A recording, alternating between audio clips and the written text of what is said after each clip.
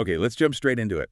We are doing a deep dive on the K-pop group that has just, well, completely taken over, Elite. And right at the top, for everyone listening, just so we're all on the same page, it's pronounced ill. Right. And it's so important to look past just the huge numbers here. Our mission today is really to unpack how did their debut single Not Cute Anymore get so massive so fast? And what are the critics saying about their whole appeal? I Exactly. mean, the headline fact alone is just, it's wild. The music video dropped on 24th, right? Mm-hmm. On the HYBE Labels YouTube channel. Yep.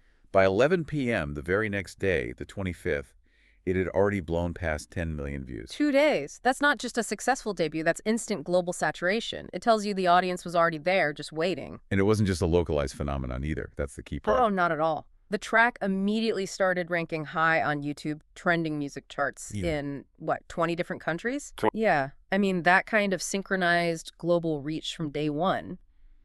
It signals a huge coordinated effort meeting a fan base that was ready to go. So that gets to the why. Yeah. Why this group, this song, the title itself, Not Cute Anymore. It's a very direct statement, isn't it? It really is. They're not trying to be subtle.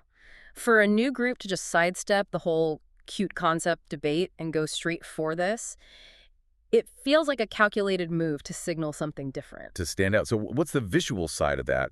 Because the visuals have to support that message. And they do by highlighting this idea of the me that was hidden. You see it in the music video with all the different styles. Right, like the chic suits. And then immediately you get these hip, almost casual denim looks. And then, kind of out of nowhere, these kitschy pajama outfits. It's a very deliberate mix. Exactly. It's not just one look. And global media really picked up on this. What'd they say? Well, a publication like Singapore's Bandwagon, for example, they pointed to some really specific things. They called it, and I'm quoting here, minimalist production, conversational vocal delivery, and an addictive chorus. Okay, well, let's break that down. Minimalist production is a big one. In K-pop, especially for a debut from a major company, you expect everything to be huge. Right. Big synths, huge bass drops. But they pulled back. Yeah. And by doing that, they're forcing you to focus on their voices, on the mood. It's more intimate. That's the word, intimate. And that conversational vocal delivery that Bandwagon mentioned, that reinforces it completely. It feels like they're talking to you, not performing at you. Which brings us to the core of their appeal, I think. This is what the critics seem to be zeroing in on. The duality. Yeah, the duality. They're trying so hard to break out of that cuteness box, Mm-hmm. but you can still see traces of it. It's in the melody. It's in some of the styling.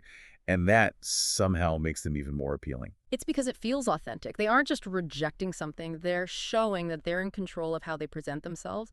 It's about evolution. And that's a universal feeling, right? Wanting to grow up, but not wanting to lose the core of who you are. That's why it resonated so quickly, so globally. A really nuanced identity shift right from the start. So where do they go from here? They obviously aren't slowing down. Nope. They've already got their first broadcast performance scheduled. They'll be on KBS2's Music Bank on the 28th to perform Not Cute Anymore for the first time on stage. An incredible foundation to build on. The speed and the depth are both there. Absolutely. So considering all this, the lightning-fast global success, this really complex duality baked right into their debut, here's a final thought for you to take away. Given how quickly Alight has carved out this space for themselves, what existing, maybe even rigid expectations about K-pop concepts do you think they might be challenging or even redefining with a debut this big?